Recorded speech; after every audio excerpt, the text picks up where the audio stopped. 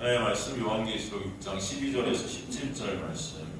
자, 있으면 저 여러분 교독하도록 하겠습니다. 요한계시록 6장 12절에서 17절, 요한계시록 6장 12절에서 17절. 자, 있으면 저 여러분 같이 교독하도록 하겠습니다. 제가 먼저 12절 읽겠습니다. 내가 보니 여섯째 인을 떼실 때 큰 지진이 나며 해가 검은 털로 짠 삼국같이 검어지고 다른 온통 피같이 되며 하늘의 별들이 무화과나무가 태풍에 흔들려 sul리는 나무가 떨어지는 것 같이 땅에 떨어지며 하늘은 두루마리가 말리는 것 같이 떠나가고 각 산과 성이 제자리에서 옮겨지매 땅의 영령들과 왕들과 장군들과 부자들과 강한 자들과 모든 종과 자유인이 불과 산들의 바위틈에 숨어 산들과 바다에게 말하되 우리 위에 떨어져 보좌에 앉으시니 얼굴에서 그 어린 양의 진노의 소리를 가리라 함께 있습니다.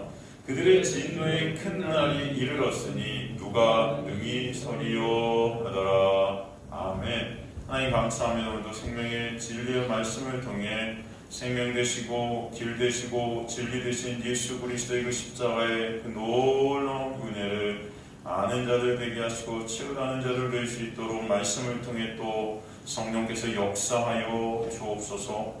함께 하시고 인도해 가실 것을 믿사오며 감사드리며 예수 그리스도의 이름으로 기도드리옵나이다. 아멘. 그래서 우리가 이 요한계시록을 통해 봐야 될 것은 요한계시록이 단순히 이 세상의 어떤 종말, 이 세상의 어떤 심판 이런 것들을 얘기하는 게 아니라는 거예요, 여러분. 그래서 요한계시록이 굉장히 두려운 책으로 많은 사람들이 이렇게 이런 종말을 우리가 맞이할 거니까 니네 열심히 하나님의 말씀 지켜라, 뭐 이렇게 하고 순종해라, 뭐 이렇게 겁주는 말씀 같이 이렇게 들리는 요한계시록은 그런 말씀이 아니라 요한계시록 우리가 요한계시록 1장 첫 번째 구절부터 뭐라 그래요? 예수 그리스도에 대한 계시라. 요한계시록 전체가 다 누구 말씀이에요? 예수 그리스도를 갖다가 소개하는 말씀이에요. 예수 그리스도의 놀라운 은혜를 우리에게 말씀하는 거죠. 그 예수 그리스도로 인하여 우리가 온전치 못한 하나님의 백성들인 우리, 그 온전치 못한 그 일곱 교회는 모든 교회를 가리키는, 모든 성도를 가리키는 거죠. 여러분 한 사람 한 사람을 가리키는 거예요. 그런 온전치 못하고 쓰러질 수밖에 없고 연약할 수밖에 없고 온전해질 수 없는 그런 우리가 이 심판이라는 것들을 통과해 가면서 온전케 되는 하나님의 온전한 교회들로 만들어지는 그 놀라운 은혜, 그죠? 그 은혜를 설명해 주시는 거예요. 그래서 요한계시록을 통해서 뭘 보는 자들이 되는 거예요? 예수 그리스도의 십자가에서 이루신 그 놀라운 은혜를 알고 깨닫고 보는 자들이 되게 하시는 것입니다. 그래서 여러분, 제가 그랬잖아요. 죄인들은요, 은혜를 모르는 게 죄인들이에요, 여러분. 은혜를 모르는 게. 내가 항상 그런 말씀을 드리지만, 우리 인간 세상, 우리 세상 속에서도 여러분, 가정에서 효자, 불효자 이렇게 나눈다 할 때, 어떤 사람이 여러분 부모한테 효자입니까? 제가 그런 말씀 드리잖아요. 부모의 은혜를 아는 자가 효자인 거예요, 여러분. 아무리 겉으로 무슨 용돈을 많이 드리고 뭐 잘해드리는 척해도 진짜 부모님의 은혜를 내가 알고 있는가? 그 아는 자가 결국 효자인 겁니다. 모르는 자는요, 그게 불효자예요, 사실은. 겉으로 아무리 그래도 이 마음속에서 감사가 없고, 그죠? 그 부모를 갖다가 진짜 이 은혜를 갖다가 진짜 그 은혜 감사와 그 은혜를 찬송하는 그런 마음이 없다면 그 불효자죠. 그렇지 않습니까? 여러분, 누가 진정한 성도냐? 바로 하나님의 놀라운 은혜를 어떻게 아는 자? 아는 자. 여러분이 아무리 교회에서 무슨 뭐 많은 일들을 하고 많은 의들을 쌓고 하나님의 말씀을 내가 지켰다고 그렇게 너스레를 떨어도 다 뭐예요? 그게 내 유익과 나의 영광과 나의 가치와 내 것을 위한 거라면 그건 다 성도들이 아닌 거예요. 그거는 무상등기는 거지. 여러분, 오늘 이 말씀들을 통해서 그 나라는 우상을 섬기고 있는 그런 나를 깨가시는 하나님의 놀라운 은혜를 보시는 저 여러분 되시기를 저희 소망합니다. 요한계시록 전체가 그런 나라는 율법, 나라는 세상, 그 나를 갖다가 삭제시키시고 깨셔서 온전히 하나님 나라의 백성으로 완성시키시는 그 교회의 완성, 하늘나라의 완성, 그죠?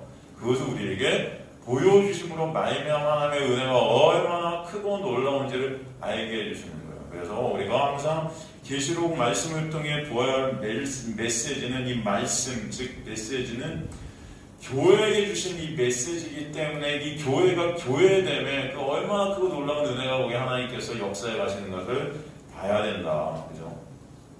그것을 꼭 아시기를 간절히 소망합니다. 그죠? 사실 이 요한계시록 전체는 어떻게 보면 이 세상이 받게 되는 심판인데, 여러분 이 세상, 항상 말하지만 이 세상이라는 것이 여러분 예수께서 이 세상에 오셨을 때 그 예수가 오신 세상은 어떤 세상입니까? 사실은 성경에서 말하는 예수께서 그 당시 오신 그 세상, 사실은 예수께서는 그 당시 교회라는 세상으로 오신 거예요. 이해가 되시죠? 유대교 교회 아닙니까? 구약 교회로 오신 것입니다. 그죠? 근데 그 구약 교회라는 세상에서 여러분 그 구약 교회가 가짜 교회죠. 어떻게 보면 내가 우상이 된 그 교회에서 하나님의 진짜 교회, 그죠? 은혜의 교회, 예수 그리스도라는 참 성전으로 저와 여러분을 빼내시는 역사가 구원이라는 것이죠. 그죠? 성경은 그것을 갖다 우리에게 말씀하고 있는 거예요. 당시 그 유대 교회, 율법이 총화된, 율법이 대표가 된 그 유대교회의 모습, 사실 그 유대교회의 모습이 세상이라 다를 게 하나도 있다 없다? 없다는 거예요. 세상이나 교회나 다를 게 없다. 다 내 유익 챙긴다. 그죠? 오히려 세상 사람들은 교인들을 갖다 더 이기적이라고 그래요. 그죠? 하나님 이용해갖고 더 이기적인 집단이라고 해요. 하나님 이용해서 더 많은 것들을 가지려 한다 그래요. 그렇게 눈에 비치는 거예요. 세상보다 더 치졸한 세상이다, 교회가. 그죠? 그런 거 같지 않습니까? 여러분, 그래서 교회 안에서 싸우면 더 치사한 거예요. 그죠? 여러분, 왜 전쟁도요? 종교전쟁이 가장 무서운 겁니다. 종교전쟁이. 옛날에 십자군 전쟁 이럴 때 보세요. 사람들을 얼마나 많이 하나님의 이름으로 죽입니까? 그게 진짜 여러분 세상인 거예요. 그게. 가짜 교회. 하나님을 나라는 우상으로 그런 변질시킨 그런 교회죠. 율법 아래 갇혀 율법의 정죄로 서로 물고 뜯는 교회, 그게 세상이라는 것입니다. 세상. 그렇죠? 그 세상이라는 율법 아래에서 예수 그리스도라는 은혜 아래로 빼내신 게 구원의 역사예요. 여러분. 그래서 예수님의 비유 중에 여러분 대표적 비유가 어떤 비유죠? 예수님이 많은 비유를 들어주셨지만 사실은 굉장히 대표적인 비유라고 할 수 있는 비유 중에 하나가 탕자의 비유예요. 그죠? 탕자의 비유. 사실 이건 탕자 이렇게 말하지만 둘째 아들의 비유다. 근데 우리가 이 비유에서 둘째 아들을 우리의 시선을 갖다 딱 집중시키지만 사실은 여러분 모든 얘기 중에 중요한 얘기는 끝에 나오잖아요. 그죠? 끝에 나오는 얘기가 어떤 얘기입니까? 둘째 아들이에요? 첫째 아들이에요? 첫째 아들이에요. 첫째 아들. 여러분 거기서 첫째 아들은 바로 무엇을 대표하는 겁니까? 당시 바리새인들, 종교 지도자들, 교회예요. 교회인데 어떤 교회? 율법의 교회, 율법적 교회. 그죠? 지금으로 말하면 이 세상 교회, 진짜 복음이 복음되지 못하고 인간의 영광을 추구하고 있는 이 세상의 교회들, 그죠? 은사주의, 기복주의, 율법주의, 그죠? 다 이런 것들로 나를 갖다 차별화시켜서 나의 영광을 갖다 뽑아내려는 그런 가짜 교회들.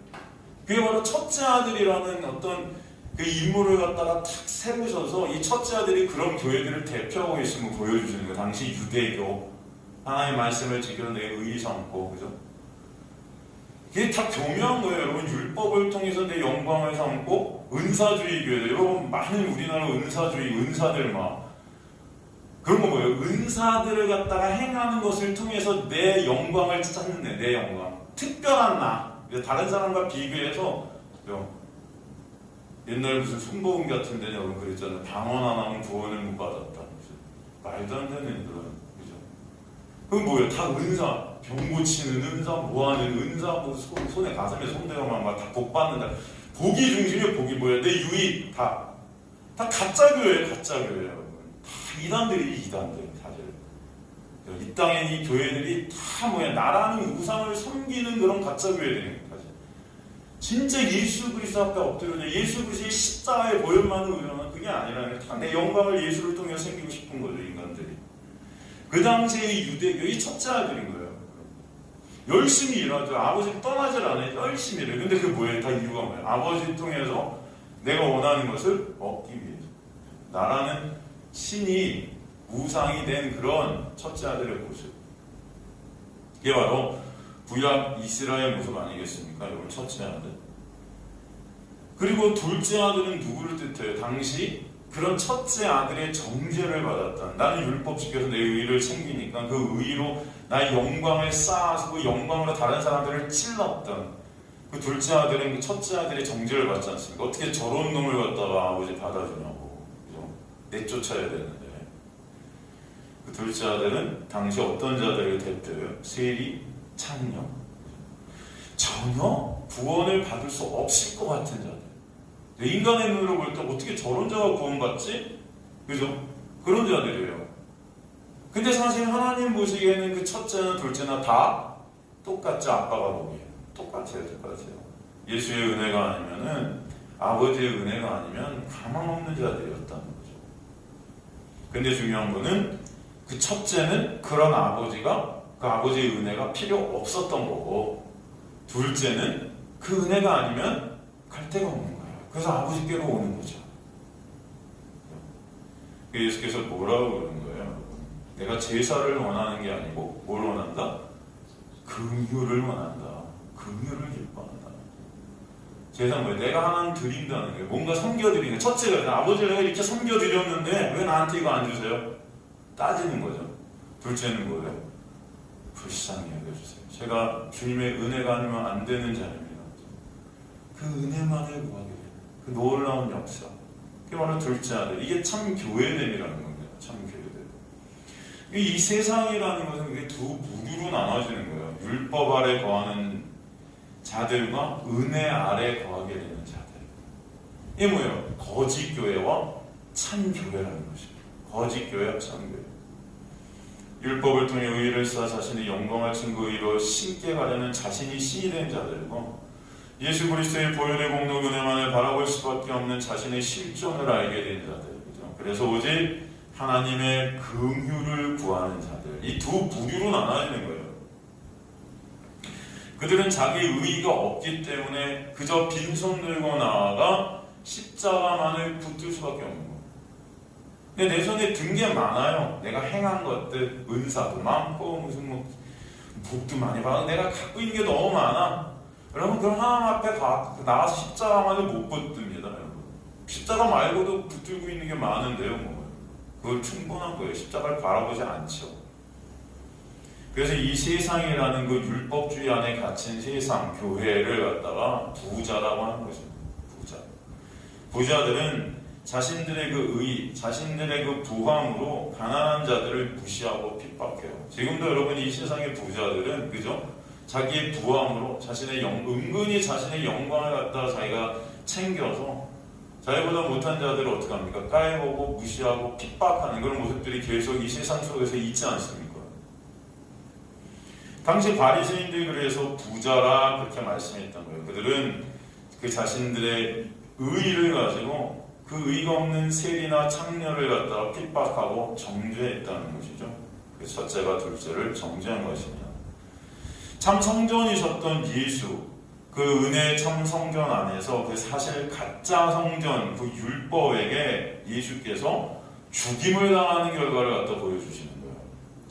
그래서 부자들은요, 여러분, 은혜를 핍박할 수밖에 없습니다. 부자들은요, 은혜가 싫어요. 왜냐하면 부자라는 것 자체가 뭐예요? 다른 사람과 비교해서 내 영광을 챙기는 거기 때문에 은혜는 비교 자체가 불가해요. 은혜는 차별이 있어요, 없어요?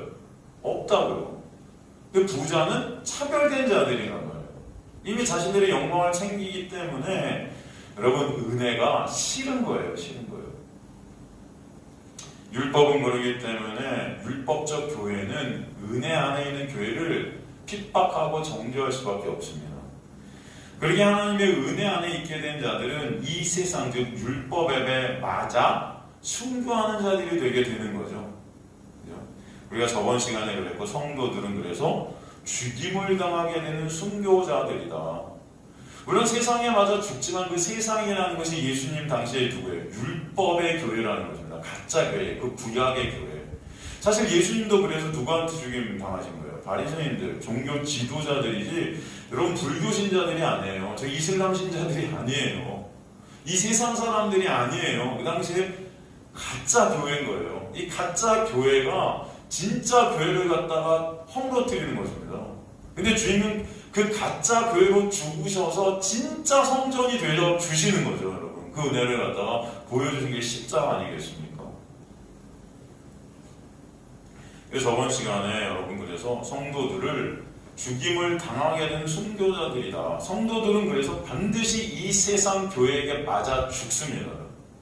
그죠? 우리가 저번 시간에 네 가지 말, 이게 뭐예요? 교회 안에서의 것을 영적 핍박이다 설명을 했었어요. 교회 안에서 당하게 되는 이 율법적 교회 안에서 막상 포괄적인 의미로 보면 세상이라는 거예요. 이 세상. 근데 우리에게 세상은 이 교회가 포함되는데 이 교회가 세상이랑 다를 바가 없다니까요. 이 율법적 교회가.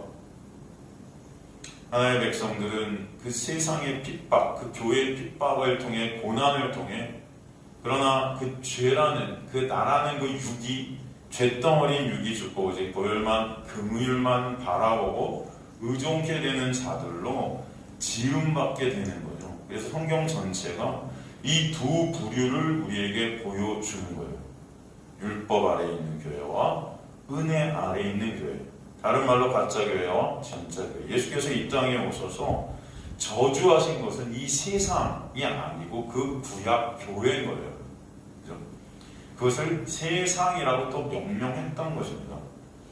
그 구약의 교회 종교 지도자들, 바로 오늘 본문에 보면 이 세상의 임금들, 왕족, 장군, 부자들, 강한 자, 그죠? 그렇게 묘사가 되고 있는 거죠. 사실 오늘 본문에서 문자적으로 보면 이 세상의 종말의 모습, 오늘 본문의 모습이 천재지변 뭐 이런 것들을 뜻하는 것 같지만 영적으로 보면 이 교회 안에서 벌어지고 있는 나라는 육의 삭제, 그죠? 이것을 갖다 우리에게 또 보여주는 영적인 모습이다. 그래서 예수님 이 땅에 오셔서 이 세상을 저주하시고 욕하지 않으셨고 구약교회, 그 유대교, 율법 교회를 갖다가 저주하신 거예요. 뭐라고 그랬어요? 바리새인들한테 독사의 새끼들아 그런 거예요. 이 마귀 새끼야. 그죠? 여러분 사도 바울의 서신서도 보면은 사도가 누구를 갖다가 저주하고 있습니까? 이 세상 사람들을 저주하잖아요. 여러분 사도 바울의 그 서신서 이 13권 중에 사도 바울이 가장 심하게 욕한 서신서가 갈라디아서예요. 다른 데는 사도 바울이 욕한 게 거의 없습니다. 근데 갈라디아서에 보면은 갈라디아 교인들한테 뭐라고 그래? 저주를 받을 자들하고. 이게 뭐예요? 갈라디아서 뭘 갖다 우리에게 보여주는 거? 혼합주의. 분명히 구원은 예수 그리스도의 십자가의 보혈의 공로로 이루어졌다고 하는데도 그것을 갖다가 믿는다고 하면서 또 말씀을 지켜서 그 의로 하나님 앞에 가려는 아주 더 교묘하고 더 강교하고 더 은밀히 그 율법 안에 더 속하는 그런 모습들이에요. 복음을 말하고 은혜를 말해요. 십자가를 말해요. 그런데 여전히 네가 행해서, 그죠? 네가 뭐 해서 네 영광 쌓아서 충성해서 헌신해서 뭐 이런 식으로 인간의 그 어떤 것으로, 그죠?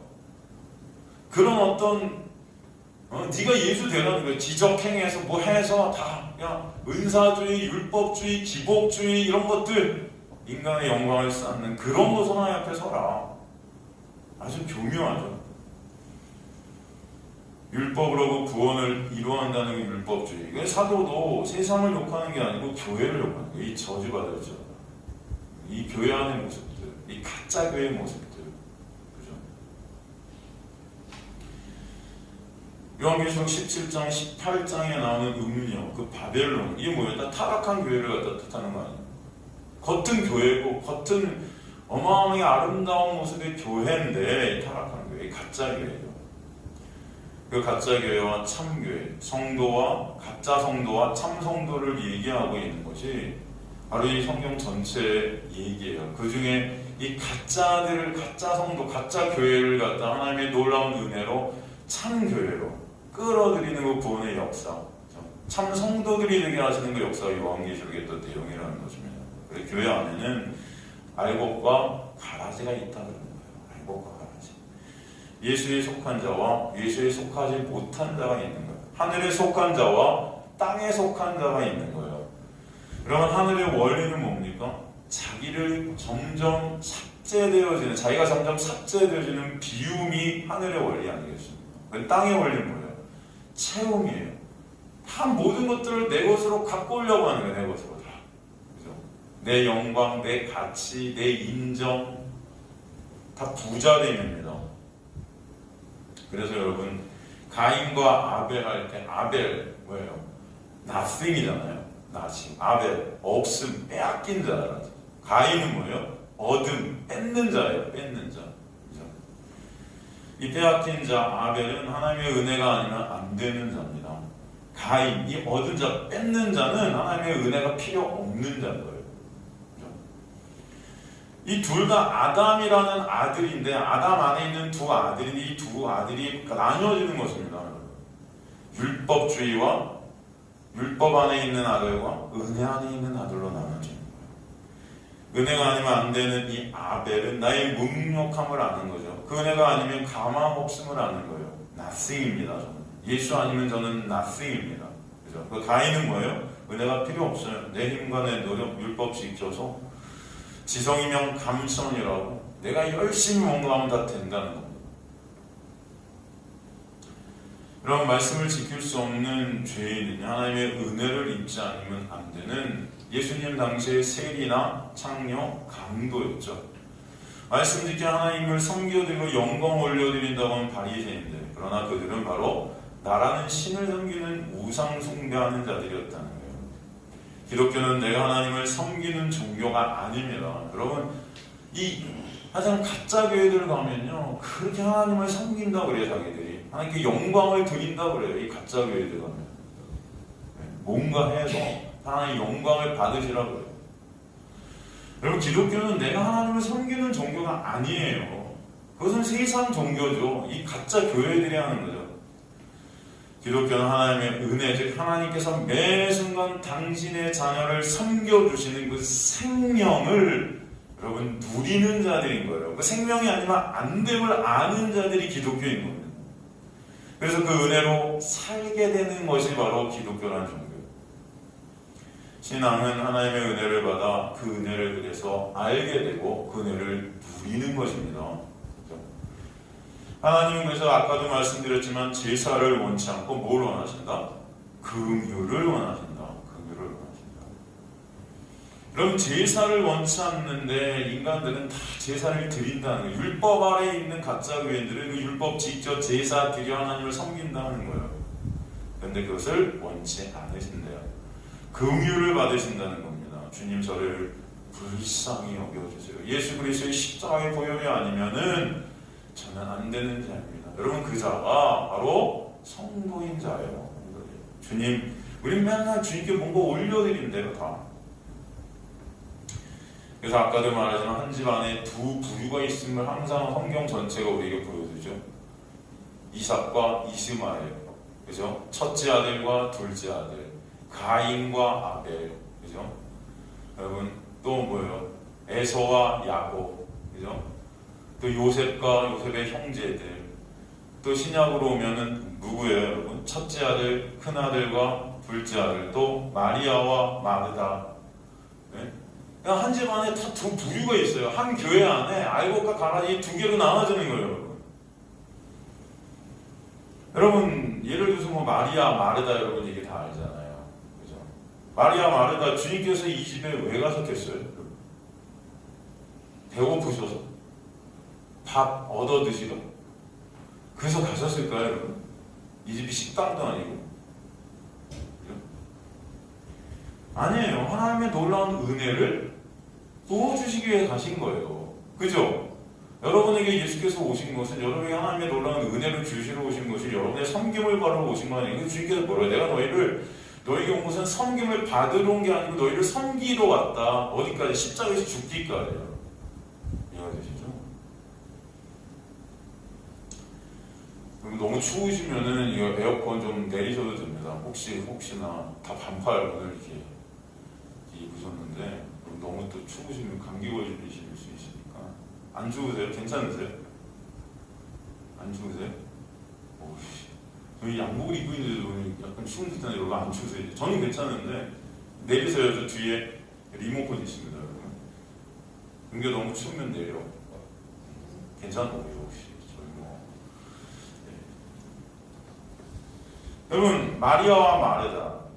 여러분, 마르다는요, 예수님을 열심히 대접하죠. 마치 제사 드리는 것 같아요. 그렇지 않습니까? 뭔가 섬겨 드려야 되는 것 같죠.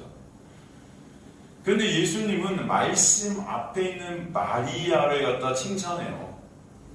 그럼 마리아는 하는 게 없습니다. 예수께서 주시는 은혜를 받아 먹어요, 그냥. 그죠? 근데 칭찬 누가 받아요? 마리아가 받아요. 마리아. 이게 기독교예요, 여러분. 근데 우리는 그걸 거꾸로 알고 생활했단 말이에요, 지금까지. 여러분, 죄가 뭐냐?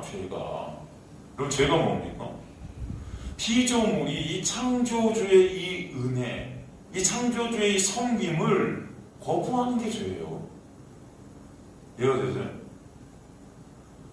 우리는 맨날 죄하면 도덕 윤리적인 이 세상에서 무슨 그런 죄들을 생각하는데, 이 죄는요, 창조주가 피조물에게 내리는 그 놀라운 은혜를 거부하는 것, 창조주의 그 놀라운 섬김을 갖다 피조물이 거부하는 게 이게 죄예요.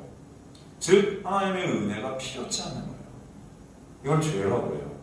그러니까 어떻게 해요? 내가 매 순간 드리겠다 그러는 거예요. 열심히 뭐해 드릴게요. 영광 드릴게요. 이거 받으세요. 그죠? 제사 드릴게요. 말씀 지켜 드릴게요. 그죠? 예배 드릴게요. 다 드린다는 거예요. 하나님은 드리는 거 하나도 없으면서. 그럼 이 땅이라는 곳의 원리는요, 아래가 항상 위를 갖다 섬깁니다. 이 땅의 원리가 그래요. 땅의 원리는 여러분, 아랫사람이 윗사람을 섬기죠. 그죠? 이 땅의 원리. 근데 하늘의 원리는 위가 아래를 갖다가 섬깁니다. 그래서 여러분, 성도는요, 창조주의 은혜로 사는 자들을 성도로 하는 거예요. 창조주의 은혜로 피조물은 살아갈 수밖에 없는 거예요. 그래서 마리아와 마르다는 이 세상의 두 부류, 교회 안의 두 부류를 보여주죠. 어떤 부류입니까? 바로 하나님의 은혜로 사는 자와 하나님의 은혜가 필요치 않아서 내가 하나님을 섬긴다는 자. 아담 안에도 두 부류예요. 가인과 아벨. 그죠? 교회 안에도 가라지와 알곡이 있어요. 가라지는 뭐예요? 그 복음으로 사는 자들이 아니고 복음을 이용해서 내 자랑과 나의 영광을 챙기는 거죠. 복음이 필요찮아요, 사실. 알곡은 뭐예요? 하나님의 은혜가 아니면 안 됨을 아는 자들인 거예요. 그 은혜로 살아가는 거죠. 그래서 여러분, 우리에게 복음이 딱 떨어지게 되면 갈라지는 역사가 있어요. 어떤 자들은 복음이라는 것을 내 유익과 내 자랑으로 내 가치, 나의 어떤 존재의 가치로 삼는, 복음을 갖다 지식적으로 아는 그런 나를 자랑하는 자. 하지만 어떤 자는 그 복음 때문에 하나님 앞에 엎드려지게 되는 것입니다. 주님의 은혜가 아니면 저는 안 됩니다. 그 은혜만을 바라보게 된, 점점 더 은혜가 아니면 안 되는 무능력하고 무가치한 나의 모습을 보는 경륜의 자리로 가게 되는 그 두 부류가 갈라지는 것입니다. 그래서 복음을 전해도 이 교회 안에서는 이 두 부류로 나눠지는 것을 볼 수 있어요. 그래서 교회 안에는 항상 이 두 부류의 전쟁이 있다. 부자인 율법 아래 있는 자가 가난한 자인 은혜 안에 있는 자를 어떻게 돼요? 무시하고 핍박하고 정죄하는 그런 모습이 있을 수밖에 없는 것입니다. 그래서 아까도 말씀드렸지만 아담 안에 가인과 아벨이 있고 아브라함 안에 이삭과 이스마엘이 있는데 이스마엘이 결국 이삭을 조롱하고 핍박하잖아요. 그죠? 야곱과 에서도 마찬가지고 사울과 다윗도 마찬가지예요. 그죠? 사울, 인간적인 눈에 볼 때 왕 같잖아요. 그런데 항상 다윗을 핍박하죠. 다윗, 인간적인 눈으로 볼 때 절대 왕이 될 수 없는, 그죠? 그런 모습 아닙니까? 북이스라엘과 남유다, 오늘 본문도 이 세상과 교회의 전쟁 같으나 그래서 교회 안에서 참교회와 거짓 교회의 그 영적 전쟁의 모습을 갖다 우리 또 볼 수 있다는 것입니다. 하지만 이 영적 참 교회들은 이 거짓 교회의 고난과 핍박을 통해서 하나님께서는 그것을 도구로 쓰셔서 온전한 하나님의 백성, 하나님의 교회로 만들어 내시는 은혜가 있게 하시는 거라는 거예요. 그래서 가라지를 그대로 두라하시는 것입니다. 가라지를 뽑아내지 않으세요. 하나님 그 모든 것을 도구로 쓰셔서 하나님의 백성들을 온전한 교회들로 완성시키실 것이다라는 것을 갖다가 보여주시는 거죠. 그래서 여섯째인 사건을 보면서 우리는 이 세상과 교회, 그리고 교회에 있는 율법이라는 세상과 은혜라는 세상을 보게 되고, 이 재앙들을 통해 하나님의 백성들은 오직 예수 그리스도의 놀라운 은혜 안에 함몰되어지는 역사가 있게 하시는 것을 알게 하시는 거예요. 우리 이제 본문을 통해서 그 은혜를 조금 더 나눠보도록 하겠습니다. 12절 보면 그래서 이제 여섯째 인을 갖다가 떼시는 거죠. 여섯째 인.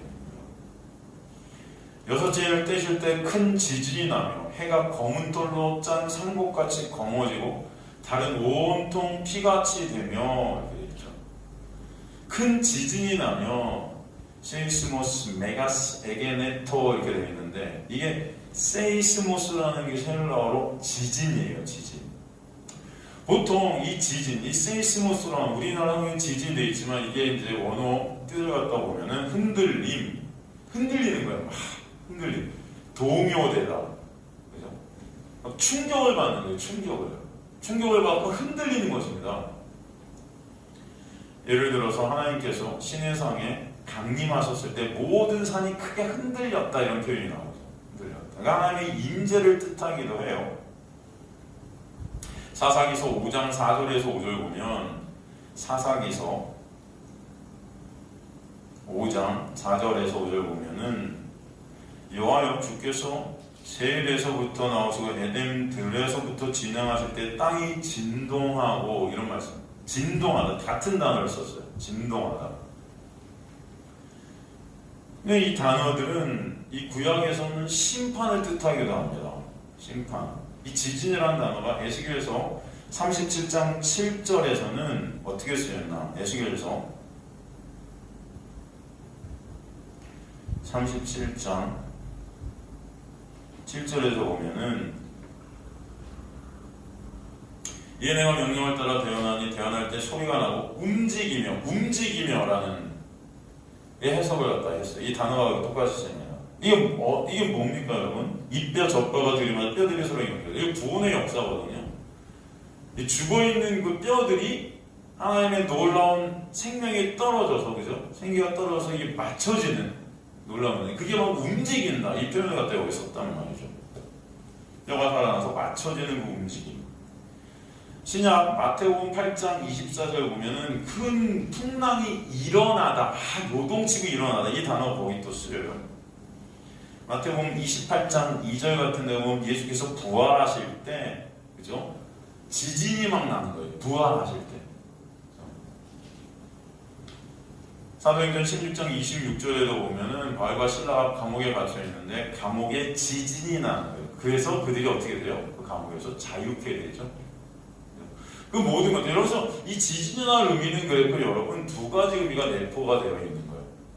흔들림, 요동치는 어떤, 그죠? 지진, 뭐 이런 의미들이, 이게 이제 뜻이지만 이 안에는 하나님의 심판과 구원이라는 두 가지 내용이 담겨 있는 것입니다. 어떤 이들에게는 이 지진이라는 것이 멸망이 될 수 있어요. 그러나 어떤 이들에게는 이 지진이 여러분 생명이 되는 거예요. 무슨 말씀인지 이해가 되십니까? 여러분 삶 가운데 여러분도 이런 요동침을 갖다 경험할 때가 있었을 줄로 믿습니다. 여러분의 영적인 어떤 역사들을 갖다 여러분 생각해 볼 때, 여러분 진짜 여러분의 삶 가운데 막 이 요동치는 역사가 반드시 있어야 되는 거예요. 사실. 하나님의 놀라운 은혜가 여러분에게 딱 임했을 때, 여러분 이 말씀이 예수로 보이는 요동침이 있어야 됩니다. 내가 생각하는 이 어떤 종교라는 거, 이 기독교라는 거, 내가 지금 갖고 있었던 나라는 어떤 존재를 갖다가 안정화시켰던 그 율법적 기독교, 그 율법주의의 그 가짜교회 안에서의 안정화, 이 행위들을 통해서 나를 갖다가 존재론적으로 정립시켰던 그런 것들을 하나님의 은혜가 임했을 때 그런 것들이 다 무너져 내리는 흔들림이 있는 거예요. 이게 내가 우상이었구나, 이걸 깨닫게 되는 그 흔들림이 있는 거죠. 내가 지금까지 섬겼던 그 하나님은 가짜였구나 라는 그 요동침이 있는 거죠. 내가 지금 말씀에서 봤던 것은 다 뭐예요? 나라는 우상 섬기기였구나. 이 율법주의, 기복주의, 은사주의 주의들 다 인본주의, 인간이 중심에 대한 이 말씀을 갖다 내 영광을 챙기려는 이 종교, 이 기독교라는 건 다 가짜였구나라는 그 허물어짐. 예수께서 그래갖고 여러분 그 가짜 성전에 예루살렘 성전에 가서 그걸 다 허물어뜨리는 거예요. 이거 다 허물라. 그 허물어짐의 요동침, 여러분 그 지진이 나면 모든 건물들이 다 허물어지는 것입니다, 여러분. 그 구약에 보면 그래서 먼저 허무는 역사가 얘기하시는 거죠. 이해가 되십니까? 여러분의 어떤 인생 가운데 진정 이 종교적 허물어짐이 반드시 있어야 한다. 아니면 이 허물어짐을 통해서 참 교회들로 여러분을 완성시켜 가실 것이다. 라는 것은 오늘 이 큰 지진이 난다. 이걸 이 문장을 통해서 우리에게 보게 하시는 거예요.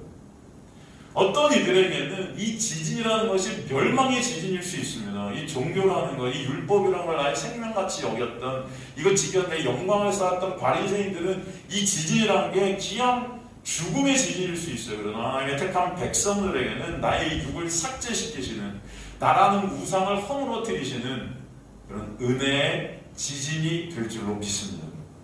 오늘 말씀을 통해 이 심판이라는 것을 통해서 여러분 세상 사람들, 이 예수의 은혜 밖에 있는 자들에게는 이것이 죽음의 심판일 수 있지만 하나님의 놀라운 은혜 안에 있는 하나님의 백성들에게는 이 심판이라는 것이 은혜 자체인 것을 알게 하시는 거예요. 여전히 그 육의 잔재, 율법이 뼛속 깊숙이까지 스며들어 있어서 나를 갖다가 올가매고 있는 그 율법의 잔재 속에서 나라는 그 육을 죽여가시는 그 놀라운 은혜. 그 여러분 지진같이 나를 흔드시는 거예요. 그 흔들림의 역사가 여러분의 인생 가운데 반드시 있게 하시는 거예요. 하나님의 백성들에게 이게 있습니다. 또 뭐예요? 해가 검은 털로 짠 상복같이 검어진다는 표현을 쓰죠. 그죠? 이게 무슨 말씀입니까 또? 해가 검은 털로 짠 상복같이 검어져. 여기 해가 검은 털로 짠 하면 호사코스 트리키노스 이렇게 되어 있는데 이게 뭐냐면 털로 만들어진 거친 삼배옷이다. 이렇게 직역을 할 수 있어요. 거친 삼배옷이나 배옷. 그럼 이 삼배옷이나 배옷이 어떨 때 쓰였죠? 이 옷은 개인적 애곡이나 민족적 애곡, 그 고통 속에서 개인적 위기나 민족적 순환, 또 회개 시에 이 옷을 입었어요. 회개할 때. 돌이키라는 거예요. 돌이키라는. 누가복음 10장 13절에 이건 참회의 옷이다 또 말씀되어 있죠. 계시록 11장에 가면 두 증인이 입고 있는 옷이 이 삼배옷, 배옷이에요. 이 말씀은 요엘서 2장 13절을 인용한 말씀입니다. 요엘서 2장 31절 보면은 요엘서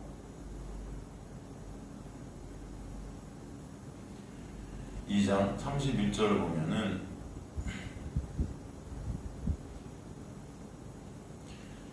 여호와의 크고 두려운 날이 이르기 전에 해가 어두워지고 달이 빛빛같이 변하려니 해가 어두워진다는 표현을 갖다 여기서 썼죠. 이 빛이 사라진 가운데 오는 그 애통함, 애곡함, 어두운 가운데 거하게 되는 이 두려움. 그래서 빛이 사라졌다, 해가 사라졌다. 이 해가 검은 털로 짠 상복같이 어두워졌다. 이 해가 헬리오스라는 해가 나와요. 이 태양이다 이렇게 쓰는데, 이 태양이라는 것이, 해가라는 것이 상징하는 것은 뭐냐면 인간의 삶을 상징합니다. 현실 가운데 율법 아래 있는 인간들의 모습. 율법 아래에서 인간들은요, 자신이 빛이라고 생각해요. 내가 빛이라고 생각해요. 주님께서 바리새인들한테 그러잖아요. 니네가 본다 하나 다 눈먼 자들. 자기들이 본다 생각하고 자신들이 빛이라고 생각해요. 그게 바로 인간의 의로 쌓은 실존입니다. 인간이 자기 의로 쌓은, 그죠? 계시록 22장 5절에 보면은 거기는 다시 밤이 없대요. 그 빛이, 햇빛이 다 쓸데없대요. 밤이 없다는 것, 율법의 정죄가 사라졌다는 것. 왜냐하면은 참빛 대신 예수 안에 있게 되었기 때문이라는 거죠.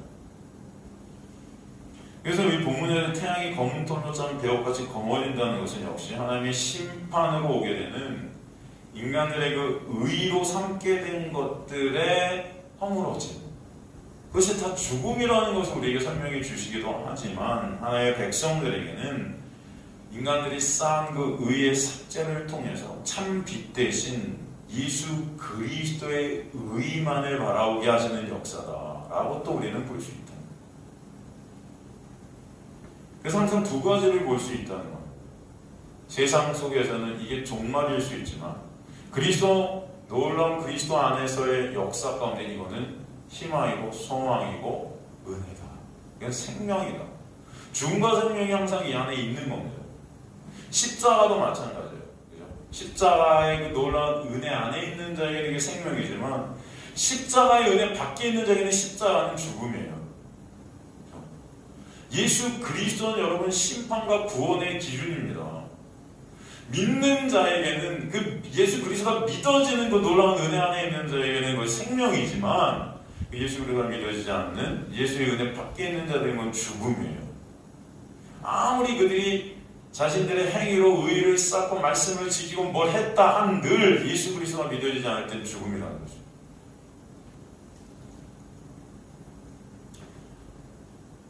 그리고 달은 온통 피같이 되었다 이렇게 말씀드리죠. 이 달, 셀레네라고 하죠. 이것은 밝음에서 유래된 단어예요. 이 단어는 일반적으로 시간을 나타내는 특별한 기능을 하고 있는 게 달입니다. 시간. 그리고 이 달이라는 것은 고대에서 우상 숭배의 대상이 되었었어요. 시편 121편 6절 보면 여호와의 보호 아래 달이 성도를 갖다 하나님의 백성을 해하지 못한다. 그런 표현이 있거든요. 이 초자연적인 달의 능력을 믿었더니 우상 숭배했던 인간들의 우상성을 드러내고 있는 거죠. 달이 온통, 홀로스, 전체 인간의 역사, 그 시간들이 그 역사 가운데 나라는 우상을 섬기는 그 우리의 모습, 그 종말 자체임을 설명해 주죠. 피같이 된다는 표현은 죽음을 뜻하는 것입니다. 죽음. 모든 것들이 이 죽음 안에서 다 멸망케 됨을 갖다 말씀하세요. 이 종말의 심판을 갖다 의미하죠. 그러나 하나님의 택한 백성들은 역시나 이 고난을 통해서 나라는 그 우상성의 삭제가 있게 하실 것이다. 여러분, 인간들은 다 나라는 우상을 섬기면서 사는 거예요. 그러나 진정 그 우상이 파괴되고 삭제되어질 때 참 하나님 예수 그리스도만을 바라보는 역사가 있게 하십니다. 또 13절에 별들이 태풍에 무화과나무 열매가 떨어지듯 땅에 떨어진다 말씀하세요. 그죠?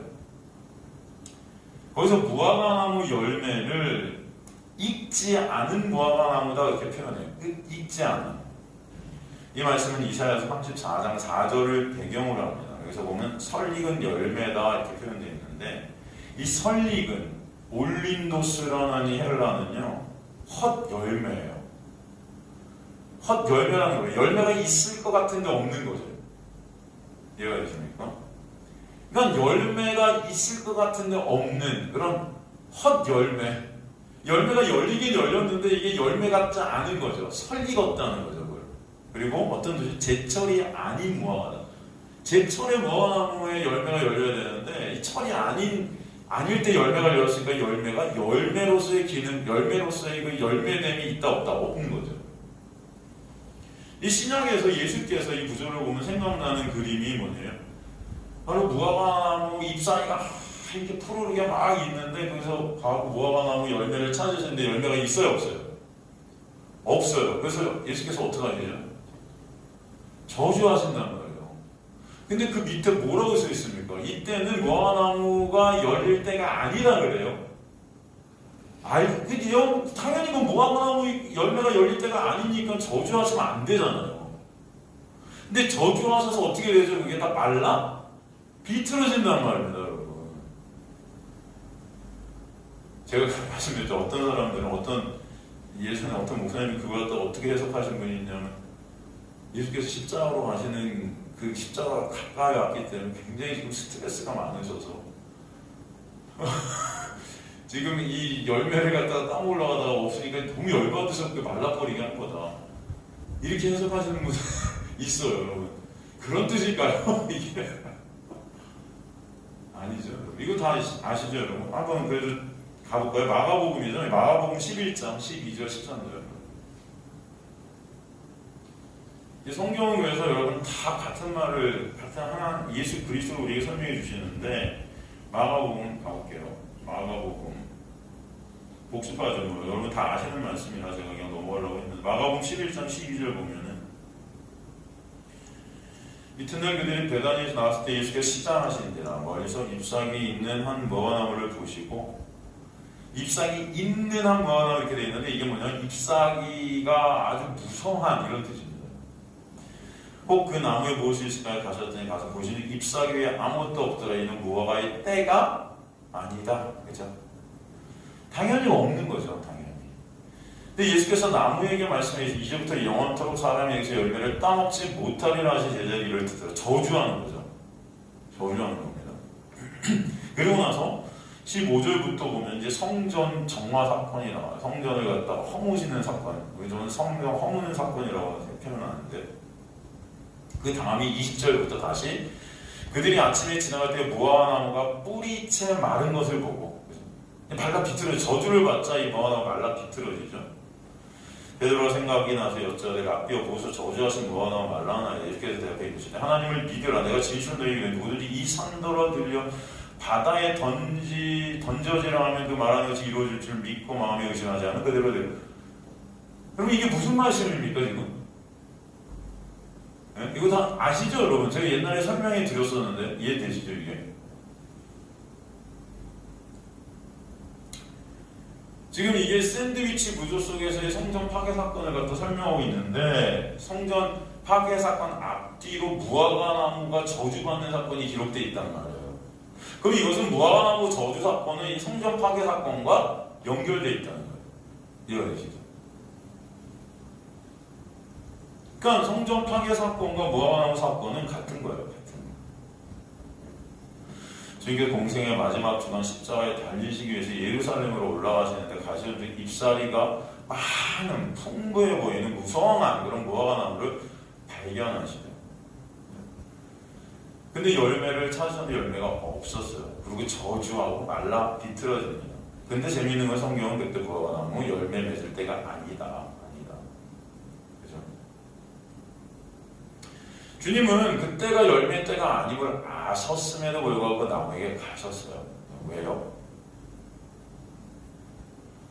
바로 그 무화과 나무의 잎사귀가 풍성한 그 무화과나무가 의미하는 게 뭡니까? 바로 이스라엘 백성들이죠. 잎사귀가 이렇게 풍부했는데 열매가 없다는 건 뭐예요? 그 의미가 뭡니까? 이스라엘 백성들, 그들은 구약 교회를 뜻해요. 그 구약의 율법의 교회, 율법의 의로 하나님 앞에 자신들을 갖다가 갖고 가려는 거죠. 율법의 자신들의 행한, 율법 지킴의 그 의로 하나님 앞에 서려는 자들. 근데 설 수 있다 없다? 없다는 거예요. 말라 비틀어질 수밖에 없다는 것을 뜻하는 거죠. 이게 뭐예요? 허물어져야 될 가짜 성전이라는 것입니다. 이해가 되시죠? 호세아서 9장 10절에 보면은 옛적에 너희 이스라엘을 만나기를 광야에서 포도를 만난 것 차였으며 너희 조상들을 보기에 무화과나무에서 처음 맺힌 첫 열매를 본 같이 하였거늘 그들이 바알보로에 가서 부끄러운 우상에게 몸을 들임으로 저희가 사랑하는 우상같이 가증하여졌도다 말씀하셨단 말이죠. 이게 지금 그 말씀이에요.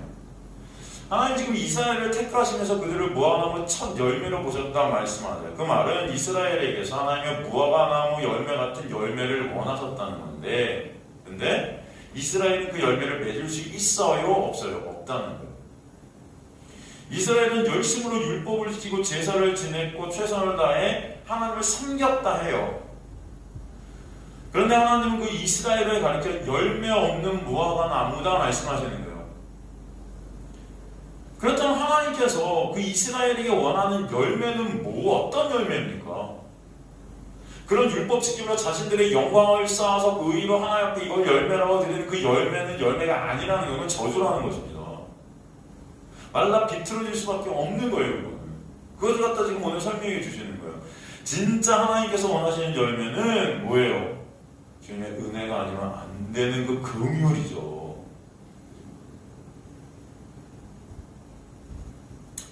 주님만 찬송받으시는 자리, 그죠? 그 은혜만 의존되는 자리. 그게 바로 하나님께서 원하시는 영적, 그죠? 내가 제사로 드려지게 되는 거죠. 그게 진짜 드려짐인 거예요. 근데 이 가짜 드려짐을 다 하고 있었다는 거예요. 이게 저주받을 수밖에 없는. 그래서 주님은 죄인들의 삶을 열매 없는 무화과 나무에 비유하시죠. 주님은 그런데 그런 열매 없는 무화과 나무가 저주받아 죽어 마땅하다는 것을 무화과 나무 저주를 통해 보여주시는데, 주님께서는 그런데 그런 무화과 나무가 되어서 죽으신 거예요. 십자가에서. 이해가 되십니까? 그 결과 주님께서 저주를 받아 죽으셔서 죽어야 될 열매들이, 열매 없는 무화과 나무들이 이제는 무엇이든지 구하면 받게 되는 풍성하게 열매 맺는 자들이 거저먹 없이 은혜로 되게 하시는 것이. 무슨 말씀이에요? 니네가 이제 구하는 것은 다 받을 수 있게 만들어 주셨다는 거예요. 누구 때문에? 예수 그리스도 때문에, 그 십자가 때문에. 그죠? 이 얘기는 목이 말라 물을 찾는 사마리아 여인에게 생수를 주시고 정작 자신은 십자가에서 뭐라고 그러세요? 내가 목마르다. 그래서 목마른 자가 되셔서 죽으시는 그 그리스도의 십자가의 놀라운 은혜를 말씀하시는 거예요. 고린도후서 8장 9절 보면은 우리 주 예수 그리스도의 은혜를 너희가 알거냐 부유하신 이로써 너희를 위하여 어떻게 되셨다? 가난하게 되시면 그의 가난함으로 말미암아 너희를 부유하게 하려 함이니라. 그죠? 그래서 바로 그 은혜의 놀라운 역사 때문에 하나님과 죄인들 사이에 놓여 있던 그 율법의 산, 그죠? 이스라엘이 율법을 어디서 신의 산에서 받지 않습니까? 그래서 이스라엘이 그 산을 갖다가 그 율법의 산이라고 말했단 말이에요. 그 율법의 산이 이제는 뭐예요? 들려서 저주의 바다 가운데로 빠져버리는 역사가 있게 하시는 거예요. 그래서 이 산도로 들려서 저 바다에 빠지려면 그대로 될 거죠. 사람들은 이것을 갖다 뭐 믿음이 있으면 무슨 뭐 산도 옮겨갖고 저기 바다 빠뜨리고 뭐 다 믿음이 없어서 기도가 안 이루어진다 뭐 이렇게 해석하는데 이게 아니고 예수 그리스도의 십자가의 놀라운 은혜로 말미암아 그 율법의 정죄가 이제 사라지게 되어서 진정 하나님께서 원하시는 열매들을 맺을 수 있는 그 놀라운 열매 맺는 나무가 되었다는 것입니다. 그래서 무엇을 이제 구하는 것들이 다 이루어지는 자들이 된 거예요. 이미 예수 안에서 하나님께서 원하시는 것들이 우리 안에서 다 이루어진 겁니다. 그게 바로 우리가 원하는 것들인 거예요. 이해가 되죠? 그 은혜를 설명하시는 거예요. 우리는 다 죽어야 저주받아 죽어야 말라 비틀어져야 될 그런 무화과 나무들인데 그 무화과나무로 죽으셔서 이제 그 율법의 산이 저주의 바다에 빠져 사라졌기 때문에 우리를 막고 있었던 그 율법이 아니라 이제 예수 그리스도의 놀라운 그 은혜의 사닥다리를 통해서 하나님과 우리가 연결된 자들이 되게 된 놀라운 은혜를 우리에게 설명해 주시는 거죠. 이해가 되시죠? 그게 바로 성전 허문 사건이었다. 이 강도의 소굴이 된 나의 영광 쌓기, 나의 그저 저주받아 허물어져야 될 이 성전을 허물라는 것입니다. 내가 십자가를 통해서 참성전이 되어서 너희를 품어내서 너희를 참성전 되게 할 거야. 그 참성전 안에서 참성전된 자들은 이제 다 이론자들이 되는 거예요. 무엇인지 구하면 다 이루어질 것입니다. 그런 어떤 상념과 의미가 들어가 있는 거죠. 내가 지금 기도하면 다 이루어진다? 하나님이에요? 그런 말이 아니에요. 무슨 요술 방매같이 하나님 저희 기도하면 딱 이루어진 이런 말씀이 아닌 겁니다, 여러분. 성경은 그런 유치뽕짜기 그런 말씀들이 아니에요. 무슨 믿음 없으면 안 이루어지고 믿음 있으면 되고 여러분 그런 거 아니에요. 성경은 다 예수 그리스도의 십자가의 은혜를 설명하는 거예요. 그 십자가의 놀라운 은혜로 죄악으로 죽었던 우리가 살게 되는 놀라운 역사, 저주가 다 말라 비틀어져 우리가 열매 맺게 되는 하나님의 놀라운 은혜, 그죠? 이해가 되시죠? 그걸 통해서 뭘 보는 거예요? 하나님의 놀라운 은혜와 사랑을 조금이라도 여러분이 알게 하시는 거예요. 하나님께서 바로 그것을 갖다 우리에게 보여주시는 거예요. 예수님께서 바로 그 구약의 성전, 율법의 성전으로 십자가에서 죽으시는 것입니다. 허물어지시는 거예요, 여러분. 바로 어떻게 보면은 그래서 지진이 나는 거예요. 예수님이 돌아가실 때 그래서 땅이 갈라지고 지진이 나는 거예요. 오늘 이 종말의 역사와 똑같은 거죠, 여러분. 그 지진 가운데 빠져 죽어야 될 여러분이 흔들려서 허물어져서 예수 그리스도라는 놀라운 은혜의 성전 안에서 새롭게 되는 놀라운 역사를 보여주신 것이죠.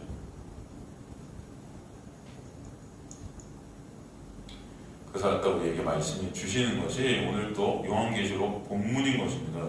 그래서 다시 본문으로 요한계시록 돌아가면은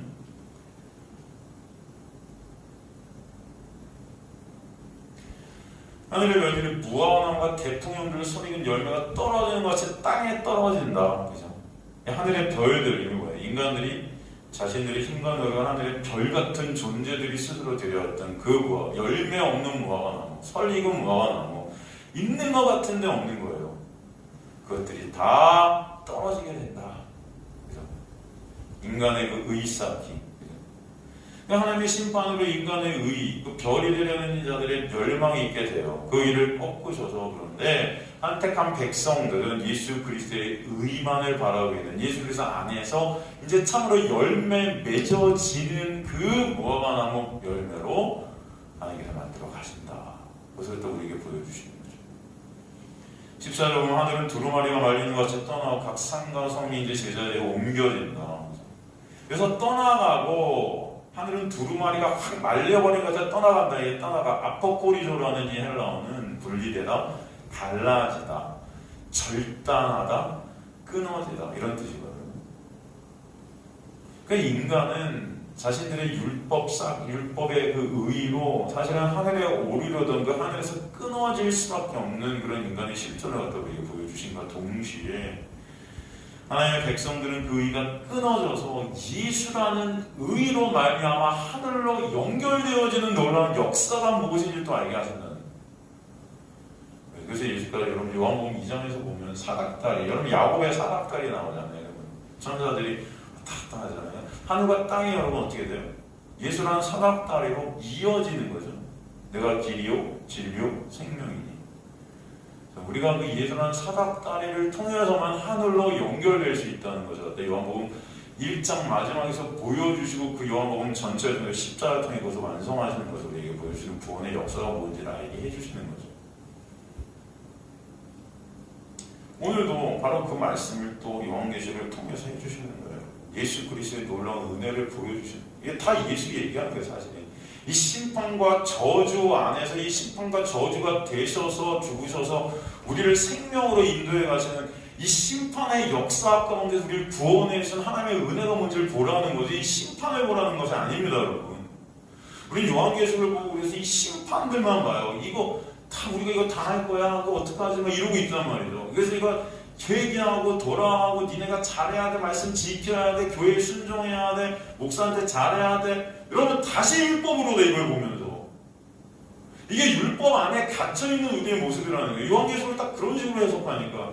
근데 여기서 우리가 볼 것은 이런 교회, 이 율법 아래 속해 있는 교회를 빼내셔서 예수 그리스도의 놀라운 은혜 아래서 온전한 교회에서 하나님의 놀라운 역사가 무엇인지를 보라는 것입니다. 각 산과 성이 제자리에서 옮겨진다. 아까 지진이 나니까 다 옮겨지는 거 아닙니까? 그 똑같은 의미죠. 그죠? 여기서 산이라는 건 율법의 산이죠. 힘과 능력, 인간들이 쌓고 있는 것들. 그것이 뭐예요? 저주의 바다에 빠지게 하는 거죠. 그 저주를 누가 다 받으셨어요? 예수가 십자가에서 다 받으셨어요. 그죠? 나의 영광 쌓기의 근원으로 삼고 있는 것들이 사라지게 하시는 은혜. 이 바로 심판과 멸망 가운데 있다.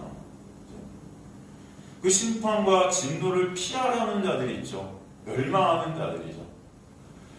이 작은 심판들, 이 종말 가운데 오는 심판과 그런 어떤 고난들을 다 모여도 그것을 통해서 내 육이 삭제되고 이제 예수 그리스도의 놀라운 은혜로 가는 자들이 있는 반면에 그 심판을 오히려 피해서 내 스스로의 힘과 노력으로 살아보겠다는 자들. 누구예요? 땅의 임금들, 왕족, 장군, 부자, 강한 자, 모든 종, 자유인. 이게 불과 한들의 바위 틈에 다 숨게 된다. 이게 땅의 임금들이 어둠 가운데 율법상의 왕의 자리에 앉은 자들이죠. 하늘의 왕이 아니고 땅의 왕인 거예요. 그게 중요해요. 땅. 이렇게 어둠 속에서의 왕. 우린 다 이 어둠 속에서 왕 같은 존재들이 되려고 그렇게 아둥바둥 되는 겁니다.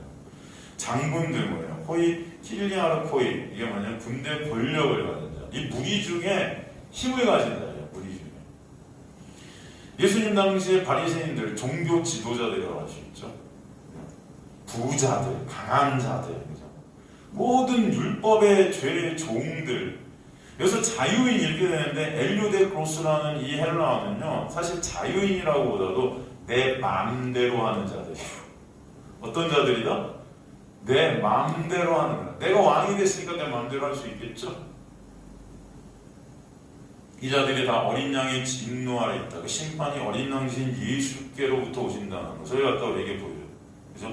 그리고 뭐라고 합니까? 누가 능히 서리요. 이게 뭐예요? 누가 능히 서리오는 설 수 있다 없다? 없어요. 아무도 그 진노와 심판 앞에 설 수 있는 자는 한 명도 없다. 한 명도 없다. 저와 여러분도 안 되는 거예요. 그 누구도 안 되는 겁니다. 근데 서는 자들이 있어요. 이제 다음에 우리가 살필 요한계시록 7장에 서게 되는 자들이 나옵니다. 그게 어떤 자들이죠, 여러분? 요한계시록 7장 가면은 다음 시간에 우리가 살피겠지만 14만 4천 명이에요. 14만 4천 명은 뭐예요? 12 곱하기 12, 12지파, 12지, 제자에다가 1000이라는 가장 많은 숫자가 곱해진 거예요. 이게 뭐예요? 12지파, 12제자. 이게 곱해져서 144가 되는데 뭐예요? 하나님의 백성들의 숫자, 성도의 숫자, 온전한 교회의 숫자예요. 아무도 하나님 앞에 설 수 없는데 하나님의 놀라운 은혜로 서게 되는 역사가 있는 자들이 있다. 그게 누구예요? 14만 4천이라는 하나님의 백성들. 하나님께서 창세전에 택하신 자들이라는 것입니다. 율법 아래 있는 가짜 교회들을 통해서 하나님은 참 교회, 오직 은혜만을 의존하는 그 육이 제거되고 온전한 교회가 되게 해주셔서 하나님 앞에 예수 그리스도의 보혈 아래 서게 하시는 거예요. 마치 바리새인들이 종교 지도자들이 누굴 끌고 오죠? 예수님 앞에 가늠한 여인을 끌고 오는 거예요. 그 가늠한 여인에게 그들의 의, 그 말씀 지킴의 그 율법의 의로 온갖 수치와 조롱과 멸시를 다 퍼 안깁니다, 여러분. 그죠? 이게 어떻게 보면은 가늠한 여인 입장에서 보면은 나라는 세상이 허물어지는 거예요. 이 지진이 난 겁니다. 율법으로 얻어 맞아 허물어지는 거예요, 가면. 그죠? 나를 존재케 한 그 모든 이 세상의 것들이 다 박살나는 거예요, 지금. 없어지지 않을 것 같았던 산, 바다, 이 자연, 이거 다 있을 것 같잖아요, 여러분. 여러분, 이게 사라질 것 같습니까, 여러분 눈에? 이런 것들을 유지하는 것은 여러분이 인간들의 힘인 것 같아요, 이 세상에서는. 어떻게 보면은. 인간들의 과학, 기술, 문명, 나의 행위, 이런 것들로 우리들을 갖다 우리 주변에 있는 것들이 있어지고 하나님까지도 내 어떤 행위로 조정하려던 우리 모습들이 있잖아요. 이런 것들은 사라질 것 같지가 않아요. 이게 지진이 나고 다 흔들려지고 전부 다 무너져 내리는 것입니다. 이 여인에게 지금 닥친 이 현상이 바로 그런 현상이었을 거예요. 율법의 가짜 교회는 이 여인을 갖다가 정죄하고 무너뜨려버리죠. 그렇게 나라는 존재성을 갖다 확고하게 확립했던 그 모든 것들이 무너지는 그 순간 이 여인은 그러나 진짜 나를 존재케 할 수밖에 없는 그 진리 대신 예수 앞에 서는 것입니다.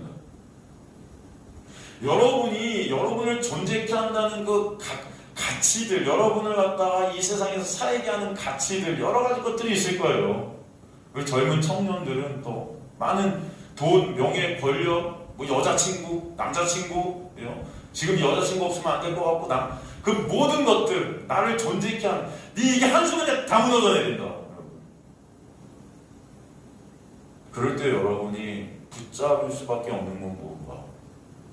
바로 예수 그리스도라는 가치.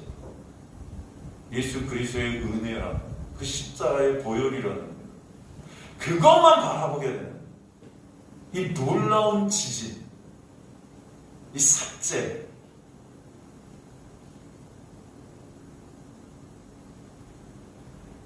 여러분, 그래서 율법의 가짜 교회는 은혜를 갖다가 핍박하고 무너뜨리지만 이 하나님의 놀라운 은혜 안에 있는 이 진짜 참 교회는 그것을 통해서 진정한 교회들로 완성되어지는 역사가 있게 하시는 거예요. 그래서 여러분을 갖다가 율법적 교회 안에서 율법의 종로로 타는 어떤 그 순간순간들을 갖다가 겪게 하셨을 거라고 저는 믿습니다. 지금까지 살아오면서 율법적 교회 안에서 여러분 수고하고 무거운 짐을 지고 가면서 율법의 정죄 속에서 숨이 팍팍 막혀왔던 거죠. 숨을 쉴 수가 없어서 막 목 졸라 죽을 것 같은 그런 순간순간 나를 삭제시켜 하나님의 놀라운 은혜가 뭔지를 보게 하시는 역사로 여러분을 끌고 가시는 하나님의 놀라운 역사가 있게 하시는 겁니다. 그게 바로 참 교회의 완성임을 믿습니다. 그래서 율법적 세상 안에서 이 고난을 통해 옛사람의 잔재들을 삭제시켜 가시는 거예요. 그래서 이 여인은 그 삭제 가운데서 예수 그리스도만을 보게 되는 온전한 교회로 완성되는 역사가 있게 되는 것입니다. 이게 바로 가늠한 여인 아니겠습니까? 다 떠나가죠, 예수님은. 근데 이 여인은 예수님 옆에 꼭 붙어 있는 거예요. 그분만 참 성전임을 알게 되는 거죠. 오늘 이 구절들을 읽으면 사실 이 우주의 종말, 세상의 종말을 본 것 같지만 이 우주고 세상은 곧 납니다, 여러분. 이 율법의 가짜 교회들은 사실은 나예요, 어떻게 보면. 내가 이 율법의 가짜 교회로 지금도 잔재하고 있는 우리의 모습들이 여전히 남아있다는 것을 우리는 또 보게 되는 거죠. 그러나 주님은 그것을 통해서 이 고난이라는 이 가짜 교회들, 나라는 그 세상, 나라는 우상의 그 허물어트림을 통해서 하나님께서는 은혜가 뭔지를 보게 하시고 은혜의 본질은 예수가 아니면 안 되는 우리의 모습을 알게 하시는 것임을 믿습니다. 오늘 요한계시록도 우리에게 설명해 주시는 거예요. 그러면 저와 여러분은 그래서 예수가 아니면 안 되는 자들임을 알게 하시는 거예요. 인생을 살다 보면 내가 감당할 수 없는 어떤 일들이 터지면서 인간들은 탄식합니다. 인간들은 이 세상에 자신들의 행위로 돌아간다 그렇게 착각해요. 그러나 이 세상을 돌이키고 돌아가게 하는 것은 인간 행위와 무관한 하나님의 놀라운 은혜고 주권임을 알게 하실 줄 믿습니다. 자신들의 행위를 통해 이 세상 안에서 안정화를 꾀하는 인간들, 그 행위로 그러나 이 세상을 운행하는 신도 다스릴 수 있다 여기는 자신들이 신이 된 그 인간들의 모습. 그렇기 때문에 그런 인간들에게 이 세상은 죽음이 될 수가 없는 거예요. 이 세상 자체가 생명이라고 착각하고 있는 겁니다. 주님은 그래서 지진을 일으키고 우리가 잡고 있는 것들을 다 무너뜨림으로 이 세상 안에서 자신들의 행위로 생명을 유지하고 생명이라는 가짜 생명에서 안정을 누리고 착각하고 사는 그 죄인들의 모습을 밝히는 것입니다. 그래서 이 세상이 죽음임을 알게 하시는 거예요. 이 세상 자체가 종말임을 알게 하시는 거예요. 내 인생 자체가 종말 안에 있구나를 보게 하시는 거예요. 그 종말 안에서 예수 그리스도라는 생명만 붙잡게 하시는 은혜가 여러분에게 있게 하실 줄 믿습니다. 이게 바로 구원의 역사예요. 아시겠습니까? 그래서 오늘도 이 어두운 가운데 빛을 보게 하시는 은혜로 여러분을 끌고 가시는 거예요. 그 빛 가운데 오게 하시는 은혜는 인간의 어떤 조건이나 노력도 감히 될 수 없는 것을 경건치 않는 자를 의롭다 하시는 그 놀라운 은혜의 역사임을 알게 하시는 것입니다. 인간들이 원하지도 기대하지도 않았음에도 일방적으로 주어지는 하나님의 거부할 수 없는 은혜, 그 은혜가 여러분을 이끌고 계시기 때문에 오늘도 말씀을 통해서 하나님의 은혜를 보는 자들이 되게 하실 줄 믿습니다. 인간들은 그 은혜 밖에서 은혜를 거스르며 자신들의 가치 쌓기를 갖다 세상을 통해서 매진합니다. 그래서 그 가치를 세상 속에서 선행식의 지식식의 그리고 종교, 교회, 가정을 통해서 오게 하려고 해요. 그러나 어떤 것도 하나님의 진노 앞에 서게 할 수 있는 것은 없다는 것을 배우게 하실 줄 믿습니다. 이 세상의 모든 것들은 하나님 앞에서 다 무너져 내리는 거예요. 그렇죠? 그러나 하나님의 말씀이 육신이 되신 예수 그리스도의 놀라운 은혜가 여러분을 붙잡아서 그분이 저주가 되시고 무너짐이 되셔 그분이 성전 되시는 그 놀라운 부활의 역사 가운데 여러분을 부활되게 하시고 생명되게 하시고 하나님 앞에 세우시는 은혜가 뭔지를 말씀을 통해서 오늘도 배우게 하시는 줄 믿습니다. 그래서 여러분의 인생 가운데 내가 잡고 있던 것들, 나의 안정화를 꿰고 있던 이 세상 것들을 다 허물어뜨리는 역사를 통해 예수 그리스도라는 진정한 생명, 진정한 성전, 진정한 교회됨의 문제를 보게 하시는 은혜가 삶 가운데 있게 하실 줄 믿습니다. 그들이 바로 14만 4천이고 하나님 나라의 백성들이다 라는 것을 다음 시간에 우리가 다시 한번 살펴보도록 하겠습니다. 기도하십니다. 하나님 감사하며 오늘 말씀을 통해서 예수 그리스도의 은혜가 아니면 안 되는 우리의 모습을 보게 하시고 알게 하시니 감사합니다. 주님만을 바라보는 주님의 백성들 되게끔 이 종말의 인생 가운데, 이 어둠의 인생 가운데 빛을 바라보는 주님의 백성들 될 수 있게 이끌어 가실 줄 소망합니다. 주님께서 그렇게 역사하시고 말씀을 통해 일하실 것을 감사하고 기뻐하는 주님의 백성들 되게 하실 줄 믿사하며 예수 그리스도의 그 보혈의 공로로 오늘도 살고 있음을 주님 기뻐하는 자를 낼 수 있게 역사하여 주옵소서. 주님께서 인도하시고 이끌어가실 것을 믿사하며 예수 그리스도의 이름으로 기도드리옵나이다. 아멘. 이제는 우리 주 예수 그리스도의 놀라우신 은혜와 하나님 아버지의 놀라우신 사랑하심과 성령 하나님의 감화, 감동, 충만, 역사하심이 다시 세상으로 나가지만 예수 그리스도의 놀라운 은혜 안에 거하게 되어 있는 주님의 백성들 머리 위에 지금으로부터 영원토록 함께 하실지어다.